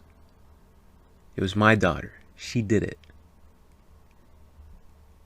And in finally addressing that, I think it makes the situation as real as it can be, as legitimate of a case of possession as it can be, as convincing as it can be for Karras. So I think that makes all the difference there. And of course, what he sees next would bring him to present the case, to move forward with the exorcism, to get the girl help. I mean, Karras, we can see he's a compassionate character.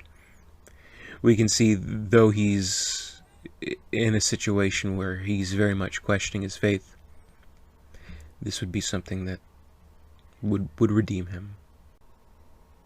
The Exorcist is not a movie that aims to make the audience jump in their seats every 5 seconds. So there's not really any loud, unexpected noises every 5 seconds like you'll see in kind of a modern horror film. But I think probably the closest it comes to a jump scare here is the telephone ringing in this scene with the Karras in the dark room, listening to this very unnerving tape of the recording of Reagan, now in reverse, revealing that this language that she was speaking in tongues, supposedly is actually in English, and seeing what this demon is saying. Fear the priest, Merrin, let her die. All these kind of voices inside of her. So I think, it's kind of the closest thing to like a traditional kind of jump scare, if you want to call it that. But I don't know. I guess modern audiences will never know the complete shock of like hearing one of those old rotary phones. Now, I don't think hearing your phone vibrate unexpectedly is quite as scary as hearing kind of an alarming ring of a telephone. And this isn't the type of movie that also doesn't really depend on a musical score to do the work for it, which I wouldn't diminish movies that do. I mean, think about something like Psycho, with the score from Bernard Herrmann, which is brilliant and very much helps the movie, but this tones down a lot of the musical elements. But as we saw in that scene, Karras sees that somewhere inside this demon, somewhere inside this being, this alien force inside the daughter, she's reaching out. She wants help, and the music that accompanies that is very scary. I think these screeching noises that are very effective. So I think less is a little bit more when it comes to the music in this film. Even this version, I think it adds a little bit more, maybe for a little bit more mood, to keep it at a certain temperature, I think. But I don't think we need as much musical scores as we got in this version as well. But here we see that Karras is convinced, but he's very tactful in the way that he presents this case. So this is the point where he does bring it as a somewhat legitimate case. He wants to move forward. He wants to do it himself, but we see this priest earlier that he was speaking to. He knows that Karras is somewhat, I wouldn't say unreliable, but he is aware of what he's going through. And a case like this may be problematic for him to go about alone, especially being a priest with no experience. So, what do these two holy men do? What do they come to? Well, of course, they come to the realization that, hey, there's a priest, this Lancaster Merrin character. He's an archaeologist. He can do it. He's done it before. We'll get him. We see the telegram come to him, and what's great about this, we know at this point, forever how long he's been back in the United States, he's been expecting this. He knows this message is coming. We can tell from the beginning of the film, he has this sense that evil is coming, that he's going to be doing battle with an old foe. And I love that he doesn't even really need to read that telegram. He knows what it is. And so we come to the pivotal moment of the film, the legendary shot here that's plastered many a poster of the film, become this iconic shot of the film. The light coming from the window, like a spotlight coming right on Merrin. Such a great shot. The cinematography in this film is absolutely superb. And finally we see the return from probably, what I would say, an hour and a half ago is when we first met this character. Finally he returns. So the stakes are high here. And we know there is a history between him and this entity screaming out his name, knows who he is. They both know each other. There's, I suppose, an old score to settle, as they say. And we will be moving forward to the exorcism.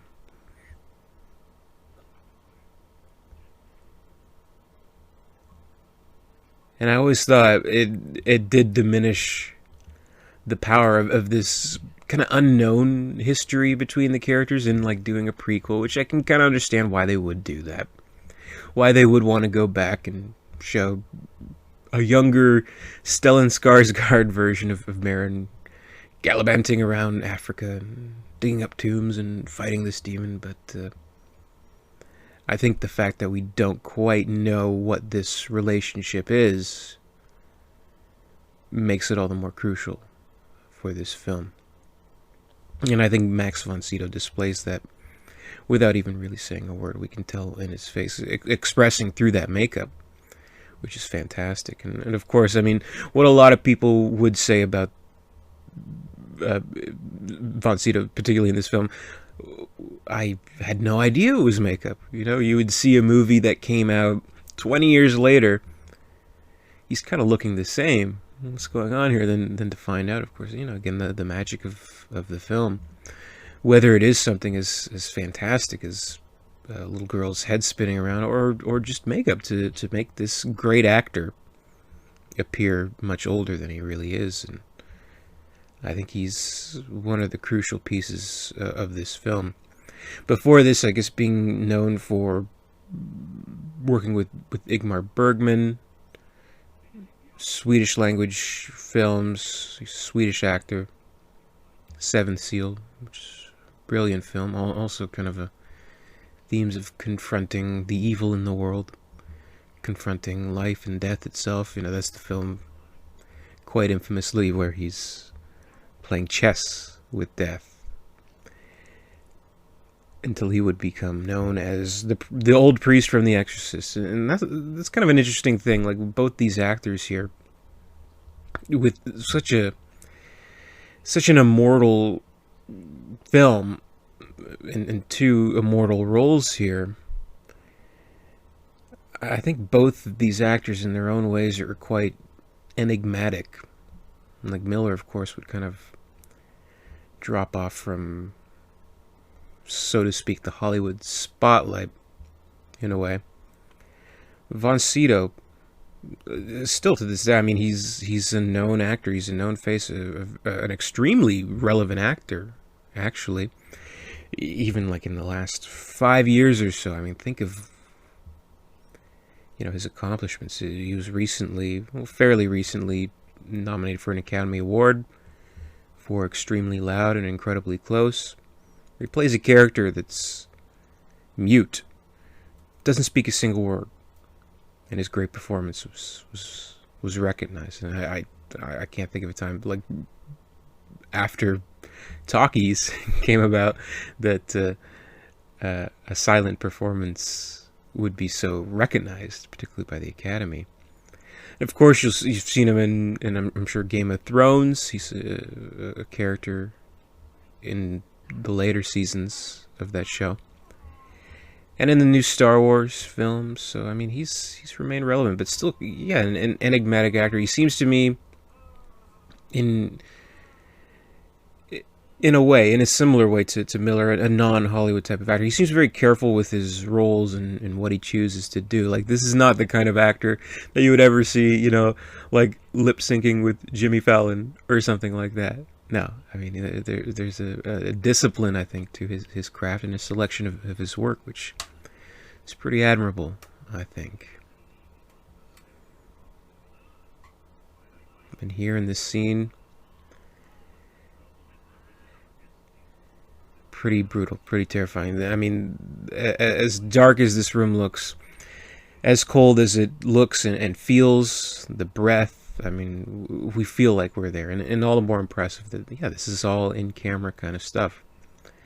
This battle between good and evil takes place in this small little room that is almost like a prison cell at this point. And of course, the famous line, "Your mother sucks cocks in hell." Mercedes McCambridge, really, really good in the vocal performance. And I don't know if, I think maybe she sued the studio because they didn't credit her. I'm actually not, honestly, I'm not 100% sure on that, but I think she deserves a lot more credit than she gets, because you gotta think, in any kind of film that we have seen after this, to get these voices of possessed people, it never really had the same kind of effect that McCambridge had in the way that they create these voices. There's like a pitch edit. They kind of make a voice deeper and echoey in a certain way. And I think that just isn't as convincing as this sort of, it's a normal voice coming from this girl, but it's a voice that's not her own. It's a voice that does feel quite androgynous, very aggressive kind of voice. And there's an interview out there, again, I think you can see it on YouTube, where Mercedes McCambridge, she kind of reflects on her role and says, "Oh, well, there's very simple things. I had bronchitis." So the terrifying noises you hear of the breathing of the demon, kind of noises that you hear, it's just bronchitis. And she proceeds to give an example of that, which is very terrifying, even in like a normal kind of nice interview. But, here we'll see a reappearance of the vomit, very effective. Again, like, this is something in camera. This is done through this is Eileen Dietz, I think, not Linda Blair, but like the tubing underneath the makeup to make it seem like it is really coming out. So I don't know, when it comes to vomit, there's, I think, two different ways they can kind of go about it. What they do here, and maybe a certain type of angle in using like a hose shooting out vomit or whatever. And I guess today it would be CGI, though, to not, discredit CGI too much. That earlier scene with the vomit, it was, as I understand, drawn in, at least in part, to kind of enhance the effect a little bit. So I mean, you gotta do what you gotta do. It's interesting to me, though, that all these years later, I mean, this moment, this climactic scene of the film, the exorcism, it's still so much more effective than something we would see today, with fancier camera work, fancier editing, more shocking effects, things like that. But I think with kind of the documentary style to it, the in-camera effects, I think it's more convincing that we believe what we're seeing, in a sense. Again, this is, by all accounts, at least at the time, a fairly accurate portrayal of an exorcism. Even earlier, when we see Merrin warn Karras, don't talk to the demon, don't ask it questions. It's just going to lie, mix truth with the lie to confuse us, things like that. That apparently is part of the rite, part of the Roman ritual, in that the priest performing an exorcism is not permitted to ask the demon any questions, ask any speak to it in any kind of way other than what's in the ritual, which I suppose is for the best. And here we have the levitation, and the power of Christ compels you. The power of Christ compels you. Great stuff. And I guess if I can give credit to this version for anything, well, I mean, for a great many things, it's a good version of the film. This is cleaned up a little bit more, so you don't see the lines. I don't know if it was monofilament or other kind of stunt wire, something like that. But even in the theatrical version, though, it is through the cinematography, the lighting of the film, through the angle that they use, hidden pretty well. But you could see it a little bit here, I guess, with the modern technology of digital editing, digital CGI, snapping up a little bit, completely edited out, adding more to the convincing nature. So it's starting to work. It's starting to take effect. So it's going pretty well, the exorcism, guys. Good job. But it would reach a point where the force Pazuzu inside the girl would affect her physically, which kind of brings a further urgency to the exorcism. And we see Merrin very much, he knows what he's doing. He's very focused. He's very disciplined. But of course, Karras, in contrast to that, he's letting the demon kind of get into him a little bit. He's listening when he shouldn't be. He's getting, hit by the demon, stumbling on the floor. He's speaking to the demon as well. So he becomes, in a sense, a liability, in a way, where if he were to have done this on his own, I don't think we would have a particularly successful end to the film.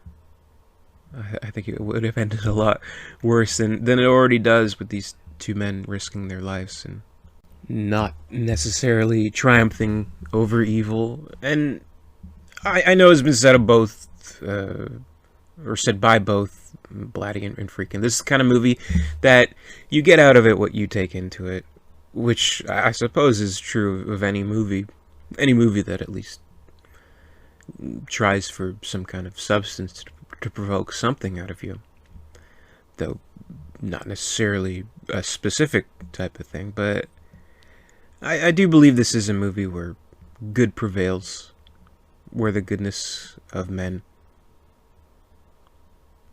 is something that triumphs over unworldly evil. We do see very real evil. We see despair. We see loss of hope in the world. I mean, look at this shot of Karras. I mean, he seems just about hopeless in that. And I think he really kind of reaffirms his faith in his act of performing the exorcism and giving his life for this little girl, again, that he's never met, doesn't know. But this is how he proves the goodness in the world, which I think is a powerful message. And this scene, the break scene, I guess is what they call it,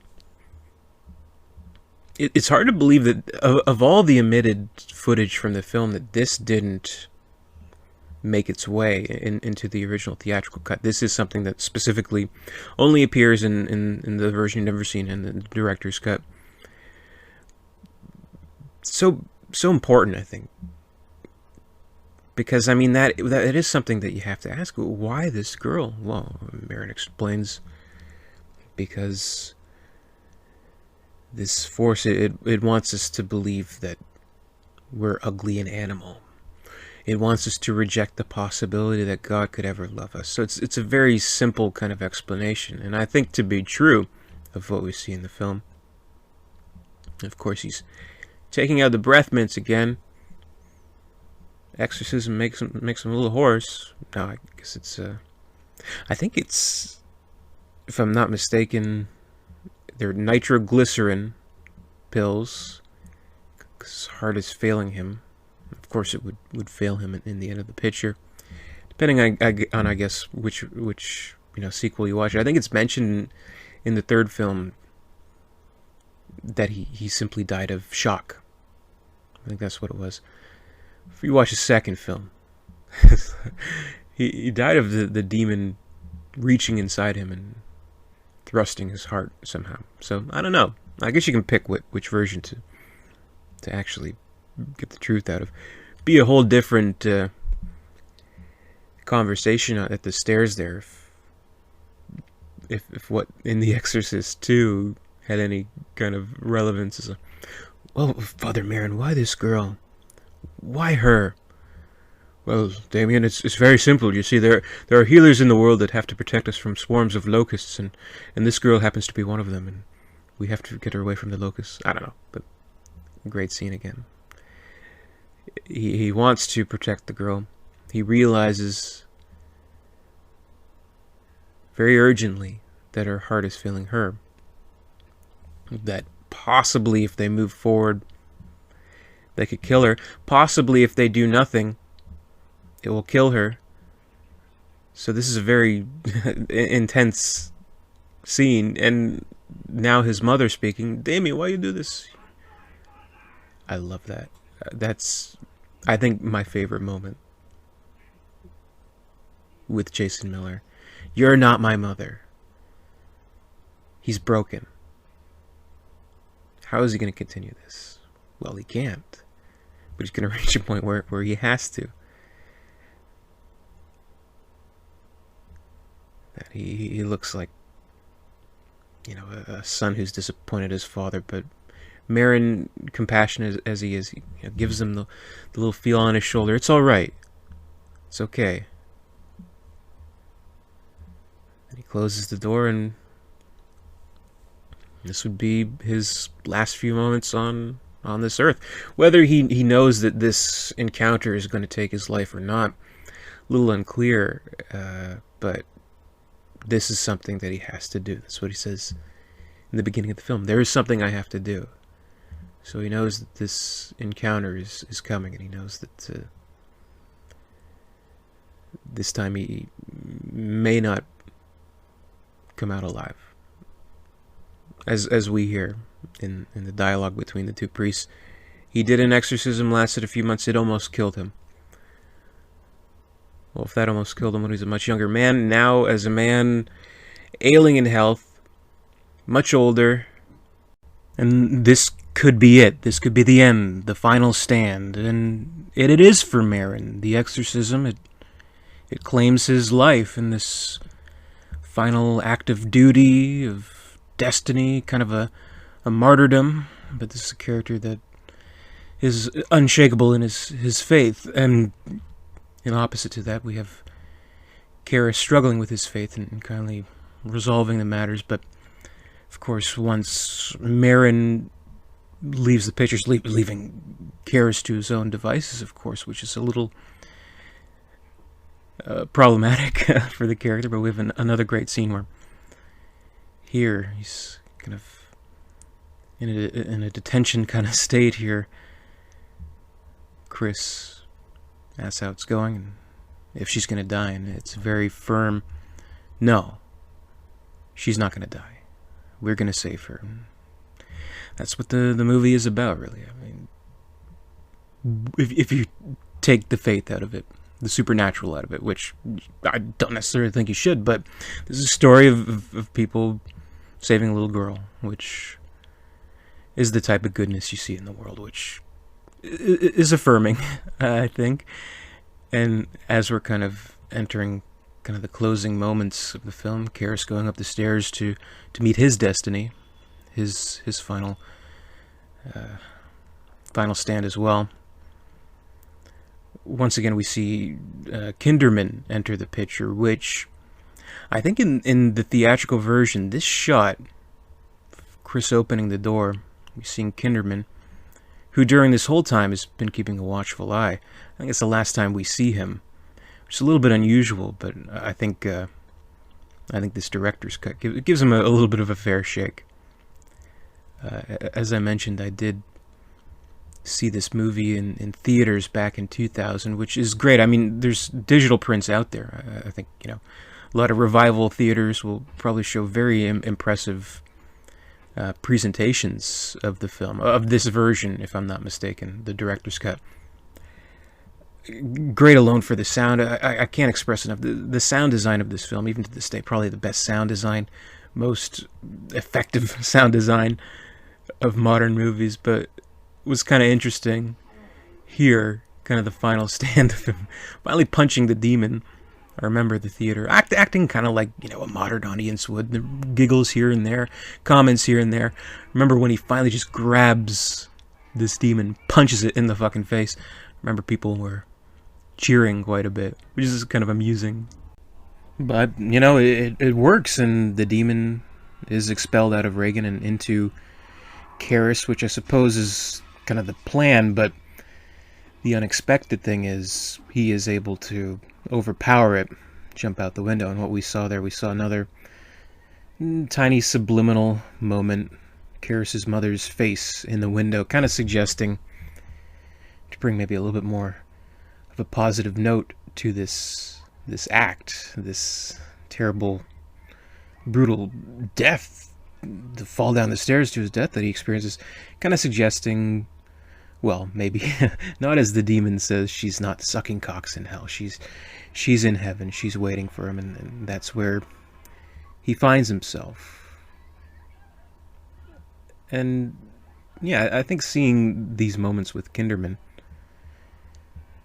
I think it brings a little less ambiguousness, whatever you want to call it, to his portion of the story, where throughout this whole thing, he's kind of keeping a close eye, but realizing, if not fully, the gravity of the situation. And the ending could have been a whole hell of a lot different, He kind of accepts that whatever's happened here is over, and they leave.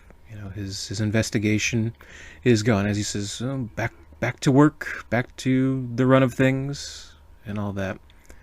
So leaving on a calmer note, everything's okay. And there's a great moment in these final scenes. We see Father Dyer again checking up, and one of the great moments is when Reagan, kind of in an unconscious way, she sees this collar of this priest, and she recognizes the goodness of it. She gives Dyer a kiss, which I thought was a nice little moment. And what the ending does of this extended version, I think it does prolong it maybe a little bit more than it should. I think, honestly, the theatrical cut, the way it ends, perfectly fine, but this brings a little bit more of the kind of calming final moments, a little breather, everything's going to be okay kind of moment, and we see the friendship of Father Dyer and Kinderman, kind of the seeds of that being planted, which of course would come into play later with Exorcist 3, or the novel Legion, which in and of itself is a really good film, I think, a really good story that kind of expanded on what we saw here and what was kind of left over, kind of the unfinished business of this evil force. Needless to say, though, standing on its own, The Exorcist has its own movie. It's a phenomenal work. I think there were many stars aligned to result in the finished product, altered or not, that we see today. Blatty's novel is one thing, but there are too many great novels that translated to lackluster films to even name here. But I think the kinship and mutual respect, even when there were known to be in disagreements between a great writer, great director, it did work as this kind of powerful force behind the execution of the film, and giving it exactly what it needed to be to become the legendary film that it is. There's shocking moments to the film, sure, but if that's all you're looking for, if you come into it with this mindset of purely wanting scares and shocks, like, hey, this is the scariest movie ever, this is the shocking thing, show me what you got, then honestly, there are hundreds of other films you can seek out that's going to give you just that. The drama of the film is where its power lies, I think, and it's heightened by the shocking moments and don't serve as like the background to it or the filler to it.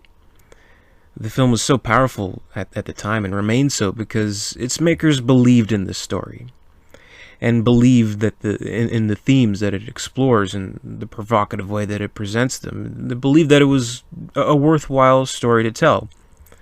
From 1973 onward, I believe that. You can see that in the source material, it's very much believing in what it has to say, and in the unflinching direction by Friedkin, who, by all accounts, his own included, reached a point of like obsession, the very method kind of directing that he'd become known for, like going overboard with the rig effects to the point of injuring the actors, slapping actors, firing guns on the set, all that. It's madness, really. I think in one of the making of documentaries, Ellen Burstyn says, "My friend Billy Friedkin is a maniac."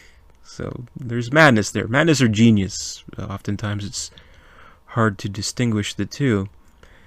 But it's there on screen, and we have utterly convincing performances from the cast here. Ellen Burstyn, Jason Miller, Max von Sydow, Linda Blair, Lee J. Cobb. These are all exceptional performances, so devoted to the story, and that alone, I think, kind of draws the line in the sand when kind of asking yourself, well, is The Exorcist a horror movie or not?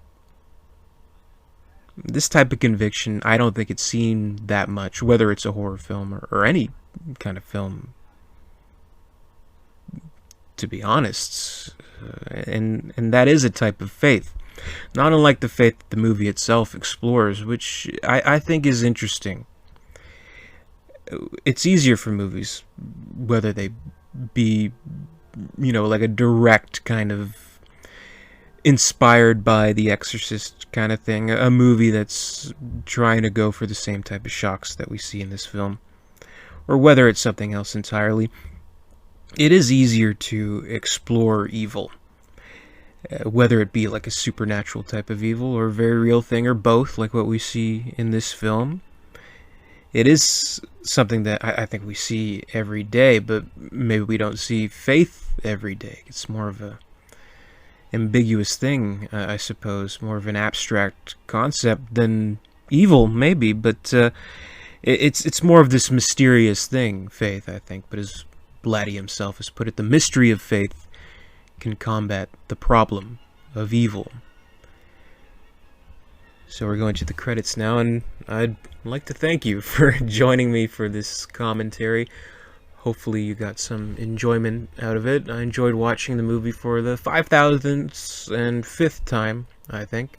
Or no, 5,006th time.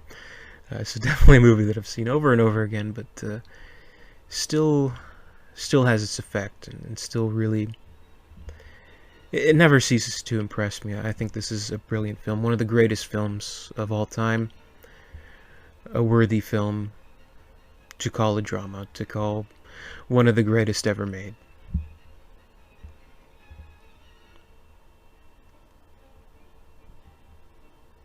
So I guess at this point, credits rolling, not too much else to say.